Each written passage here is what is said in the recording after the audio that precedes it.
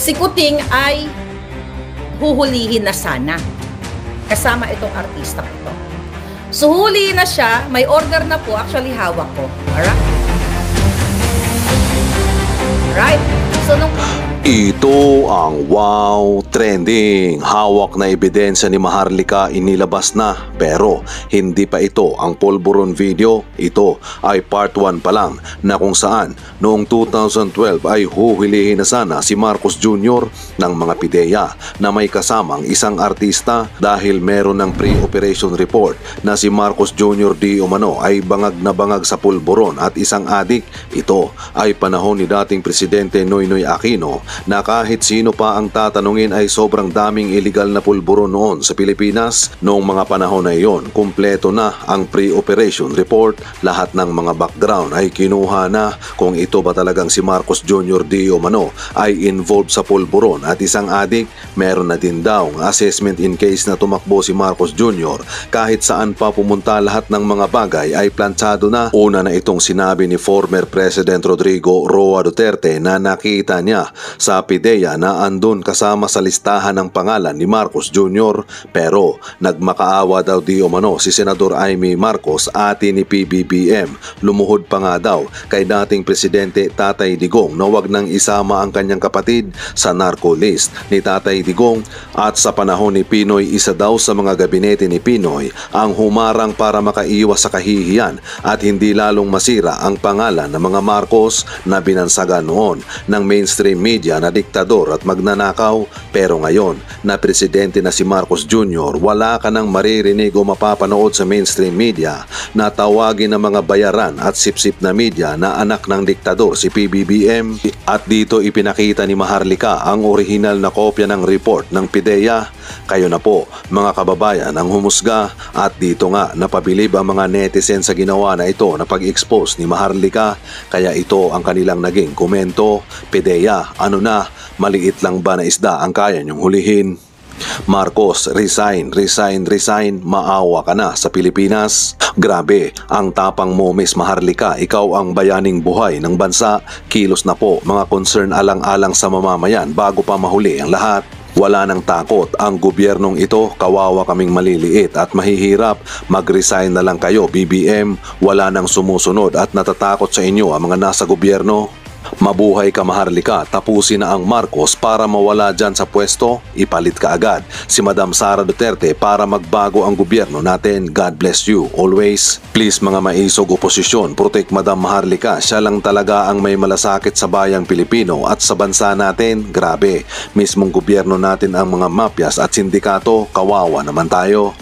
Resign, BBM. Now na, wala ka ng kaayusan sa pamumuno ng bansa. Saludo po ako sa inyo, Madam Maharlika, sa inyong angking tapang. Kaya mong itaya ang iyong buhay para magising at maalarma ang ating mga kababayan. Dasal ko, naway protektahan ka at iligtas sa kapahamakan. Mabuhay ka, Madam Maharlika, at isa kang tunay na may pusong Pilipino. Ang tapang mo, Maharlika, ang lupit mo, bravo. Dapat magtandem kayo ni former President Rodrigo Roa Duterte sa posisyon parihong matapang. Salamat sa malasakit sa iyong mga kababayan sa Pilipinas. General Acorda, PIDEA Head, ang galing nyo. Alam nyo na durugista ang presidente natin pero wala kayong ginawa. Ko, bago tayo mag-vlog, ay talagang pinapahunting ako ng gobyerno ni Marcos Jr., ni Lisa. Hinahunting nila ako para gorgorin kasi naaalarma sila sa mga sinasabi ko ditong pasabog o yung mga ebidensya. So, natatakot ba tayo? Hindi. Okay? Sabi nga natin, kung lalaban yung mga buwaka ng inang yan, ng one-on-one, bakit hindi? Pero traidor. Ano ang laban ng isang alindog ko, mga kababayan? Isang babae, isang alindog ko. Kung ang mga inutusan ni Lisa ay manggugurgur, may dalang pusil at kung ano-ano pa. Okay? So ayaw nilang malaman ninyo ang mga susunod na mga ebidensyang ipapalabas ko. Okay, nasa part 1 pa lang tayo. Kung natatandaan ninyo na kinukwento ko sa inyo nung ako ay unang lumabas nung Agosto dahil sukang-suka na ako sa kababayan ng gobyernong ito at pag-aaway nila sa loob, August of 2022. Ikinuwento ko sa inyo in 2022 na even mga celebrities, even mga backlash na mukhang ibos na nakapaligid kay Lisa Tanas, na nang i-scam sa pera ng bayan. Okay? Nagpapalit ng mga etiketa, okay, na mga available sa SM mall ang mga paninda, tapos pinapalitan ng etiketa para kunyari design ng mga putang inang ito. Kasama yan, yung mga scammer na yan, kasama yan sa nang kikinabang ng pera ng bayan at alam nila na ang gobyerno ni Kuting ay pulboron. Ang gobyerno ni si Kuting mismo ay durugist, pulborinista, lahat. Kung natatandaan nyo, merong kaibigan kakilala si Kuting na nagpakita sa akin ng letrato na kung saan bangag-bangag silang lahat. Ito yung mga alta-altahan. Remember that? Okay. Napag-alaman natin, mga kababayan, na noong 2012, okay, nung si Kuting ay senador, si Kuting, 2012, oh no, hindi pa siya senador, 2010 to 2016 pala siya nagsenador, okay? Si Kuting, nung 2012, na siya ay bangag na bangag at halos araw ay nakikipag-session sa mga artista. Okay? Na itong mga artistang to, nabanggit na nga ito, di ba? Pero hindi natin siya babanggitin kasi nananahimik naman. But, for the heck, para maipakita natin sa inyo, itong mga kasisyon ni Marcos Jr., kasi ito yung artistang ito, sinira nila ang buhay. Dahil, well, I may say na adult naman itong artistang to, well, sinira, na nalulung sa Coca-Cola.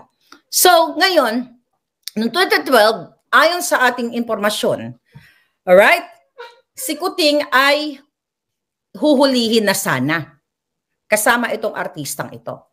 So, huli na siya, may order na po, actually hawak ko. Alright?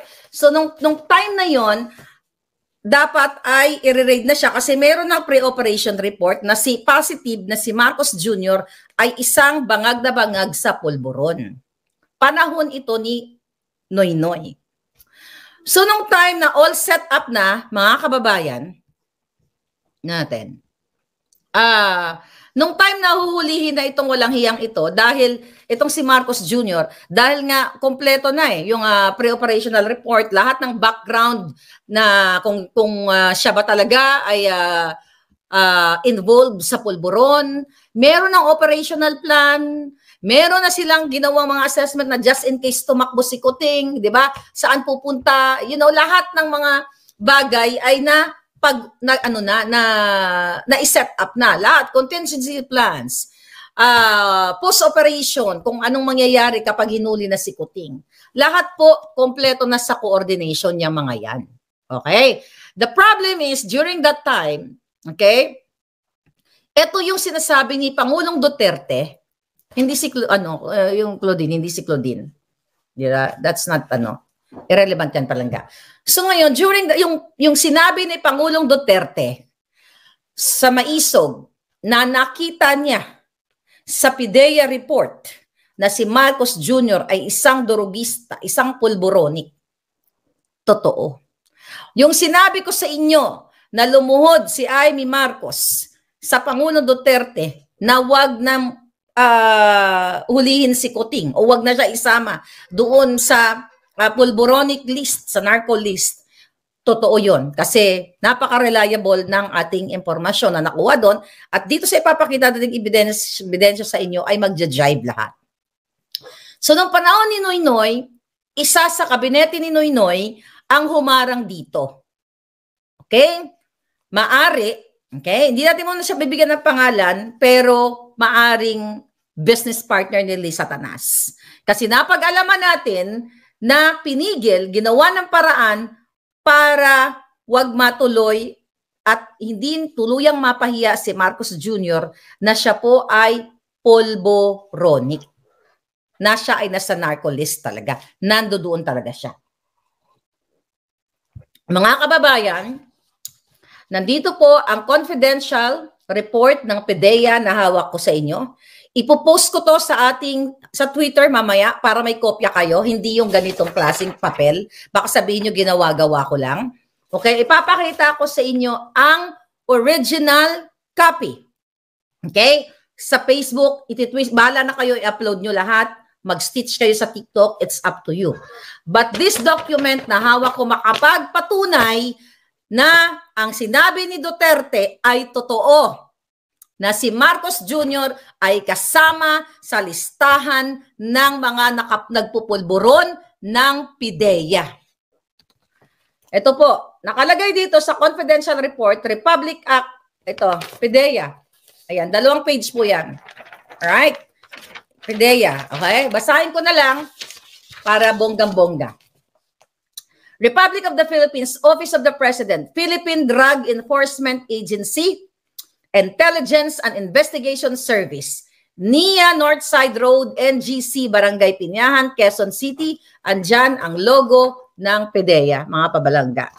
So ito ay, sa the last minute, may kumausap sa akin na, Maharlika, wag mong ipakita ito, hindi yung nagbigay sa atin, wag mo ipakita sana ang ebidensya from the PIDEA kasi lalo kanilang tatargetin at papatahin ka, hindi ka sisintahin ng mga ito. Sabi ko, kahit napakita ko hindi, papatahin din naman ako ng mga yan kapag ginusto nila at nakapag-tsempo yung mga hayop na yan. Sabi ni Kate Watson, ilabas na yan para mapahiya mga Marcos. Yes, pupost ko to later after ng vlog natin. Okay? Ito, ulitin natin, confidential. Republic of the Philippines Office of the President. Okay? Ito'y alam ni Noynoy nung time na siya ang presidente. Right? Hindi ko alam bakit hindi nila inisplok to at ginamit nila nung 2016 election ng presidente at even ng 2022. Kasi nga, alam niyo na kung bakit hindi ginamit. Kasi pala, pare-pareho silang dilawan-pulawan. Pre-operational report, control number, okay, blank. Dated March 11, 2012 pa lang, dapat ay nasa nakalaboso na si Marcos Jr. 2012, that's the date. Okay, yan. Okay. Ngayon, number 1, Unit Office Intelligence and Investigation Service. Name of the target. No alias. First na nakapangalan na binura ko na hindi na natin siya isasama. Pero ano natin, i-upload natin ito mamaya. Blank, artista, and Bongbong Marcos Jr. Bongbong Marcos and Bonget and some unidentified male and female cohorts. Ito po ay order para i-arestuhin sila dun sa kanilang rumbuhan kung saan sila ay nagpupulburon. Okay? Name of the target, blank, the artista, and Bongbong Marcos and Bonget, at Bonget, o alias Bonget, and some unidentified male and female cohorts, Filipino. Okay? Yes. Specific area of operation, NCR, National Capital Region, Makati City. Nakalagay dito, summary of information. A confidential informant personally appeared before this office and reported that a group of showbiz and politically affluent personalities are frequently using illegal pulburon, okay, inside Unit 4C Rizal Tower Building, Rockwell, Makati City. May perma ng team leader. Okay? Binura din natin para ang ma-highlight si Marcos Jr. Then mga palangga, first time here in my channel na walang naglakas ng loob na ilabas ito na si Marcos Jr. ay talagang pulburonic noon hanggang ngayon. Right? So dito sa second page, authority to operate.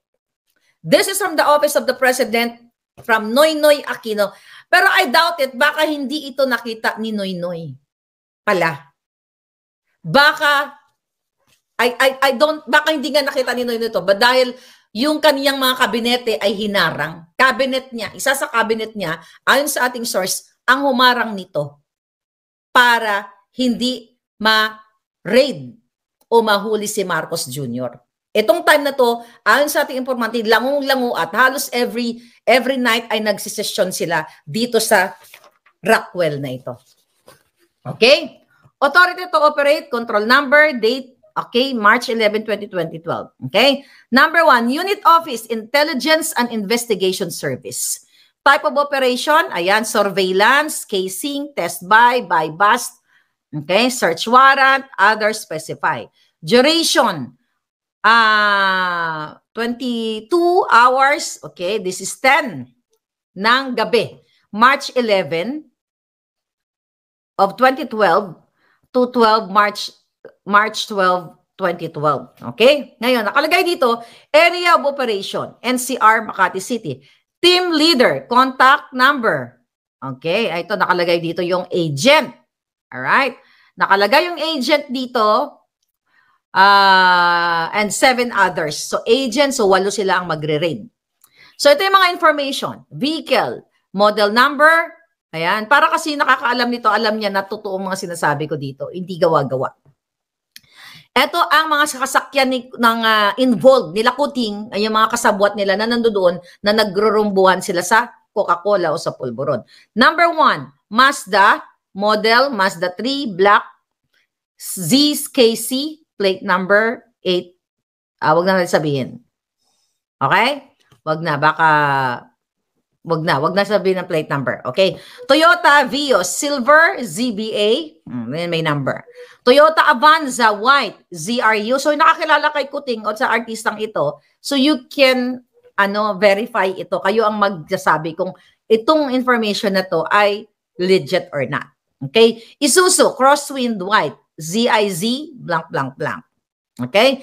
Noted by Director 2S. Is it 2S or IIS? Okay? So ngayon, mga kababayan, okay? Ito yung sinasabi ni Pangulong Duterte na nakita niyang papel. I think isa ito sa mga papel na mayor pa lang siya kasi 2012 ito. At finorward sa kanya noong siya ay presidente niya at kaya inilagay si Marcos Jr. na nag-ooperate o nagbabangag-bangag sa pulburon. So ito po ay confidential report from PIDEA but para sa kalaman ng bayan na si Marcos Jr. na ang sinasabi ko noong 2022, well, hindi naman ako nagsimula, si Pangulong Duterte na may isang presidente na nagsisinghot kasama yung kanyang mga amiga sa Davao City. Diba? Sinabi pa nga ni Pangulong Duterte during the campaign na sa loob ng eroplano sila nagsisession. So, totoo, mga kababayan, ang sinabi ni Duterte na si Marcos Jr. noon pa lang, even nung mayor pa lang si Pangulong Duterte, si Marcos Jr. ang presidente ninyo ngayon ay isang bangag, ay isang pulburonik, based dito sa PIDEA report na pilit na pinadudukot ni Lisa Satanas, pinadudukot ng gobyernong ito para hindi nyo makita. Pero dahil, mga kababayan, ay gusto nilang targetin ako, hindi gusto, tinatarget na nila, gusto nila akong gurgurin, might as well ilabas na natin sa buong mundo etong report na ito. Actually, na-forward ko na din po ito sa authority dito bago natin binlag. Okay? Ipinorward ko na dahil nga, ginigipit nila ako, mga kababayan, gusto nila akong ipagurgor. Remember that? Na-forward na natin ito para mapagtibay natin kung gaano kabangag ang buwaka ng inang gobyernong ito. Nasa mga kamay ninyo ang desisyon kung kayo ba ay tatahimik, religious group, people of the Philippines, kung tatahimik kayo na ang presidente ninyo ay isang bangag, ang mga nakapaligid sa kanya ay gusto kayong iharang sa gyerang hindi naman gyera ninyo. Gusto ang mga pamilya ninyo, ang mga anak ninyo ay ibala dyan sa gyerang gusto nilang mangyari dahil gusto nilang pagtakpan ang mga kasinungalingan, ang mga pambababoy nila sa inyo, ang mga pagtaas ng bilihin, ang lahat ng smuggling, lahat ng extraction, involvement ng gobyernong ito. Imagine nyo, paano nga naman hindi si Lisa Satanas ang hindi makialam doon sa pagdukot sa mga bata, sa kanyang kasabwat. Okay, na si Chua, marami pang ginagawa itong Satanas na ito. Dahil sila ay bangag. Bakit kayo ngayon inilagay sa alanganin dyan sa kaguluhan, sa China, na pinrovoke ng dutang gininang gobyerno ni Marcos Jr., kasabwat ang mainstream media, lahat ng anggulo ng camera na ipalabas sa inyo na kunwari tayo talaga ay binubuli ng China, na pwede namang diplomatic solution ang ibigay ni Marcos Jr. Pero dahil napatunayan ng PIDEA noong panahon ni Noynoy, etong papel na ito na si Kuting ay isang pulburon, kaya kayo isinasalang sa gegege rarara na yan at gustong mategi, magurgur kayong lahat, then it's up to you to get up. And if you want, if you don't ayaw nyo talaga na gusto niyo si Kuting pa rin, you get ready sa gerang gusto nila. Kung gusto nyo magbuwis ng buhay ng walang saysay, sige, ngayon, pumunta na kayo doon sa West Philippine Sea, puntahan nyo na at makipagbang-bang-bang na kayo. But this time, mga kababayan, ito, ipakakalat ko to sa inyo, pupost ko to sa TikTok, sa Boljakan Facebook, at sa Twitter para makuha ninyo ang kopya at you decide. Hindi dito, sa Facebook natin, mga palangga. You know what I mean? Hawak ko to. I know you are excited, but I will post this, ipatrend ninyo ang document na ito. Ito ang isa sa ina-after nila sa akin para ayaw nila akong pagsalitain.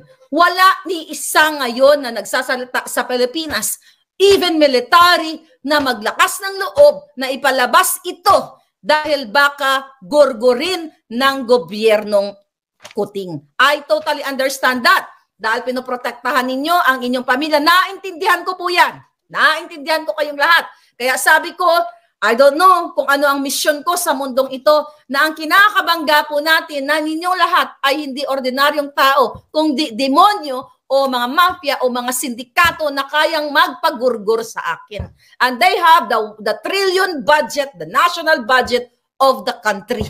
Nasa kanila at talagang gusto nila akong igurgur dahil sa mga expose. Pag-gurgur man nila ako, wala na silang magawa, eto na ang first part ng ating ebidensya.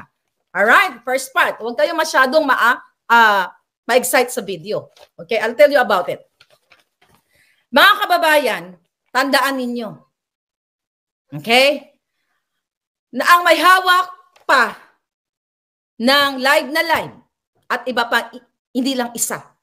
Okay? Mga palangga, ay may threat na. Alam ni Lisa Tanas kung sino ang may hawak ng video. So ngayon, nakausap ko siya kanina.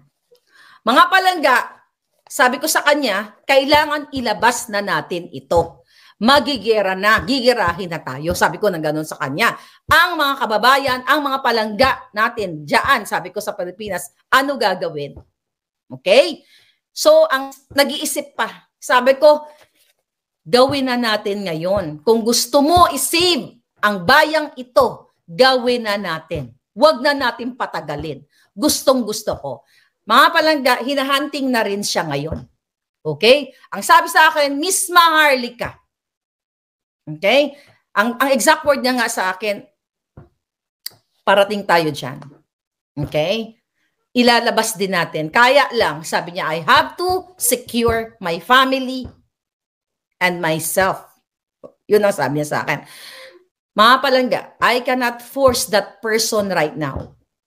Okay? I cannot force. Pero ito, first part pa lang. But, the pulboronic is real. Alright? The pulboronic is real. And ito ngayon, sabi niya pala, mainstream. Hindi na, I don't think, we'll see kung kukunin ng mainstream ito. Pwede natin i-forward to sa SMNI. SMNI, if you want to, kung gusto nyong i-cover ito, since nagsimula naman sa akin ito, di ba, i-cover ninyo, if gusto nyong i-cover. I-forward ko to sa inyo. Well, ilagay ko sa Facebook ko. Itong galing sa PIDEA. Walang maglakas ng loob na ilabas ito dahil takot sila kay Kuting. Dapat, ay kay sa Marcos Jr. administration, dapat noon pa to inilabas.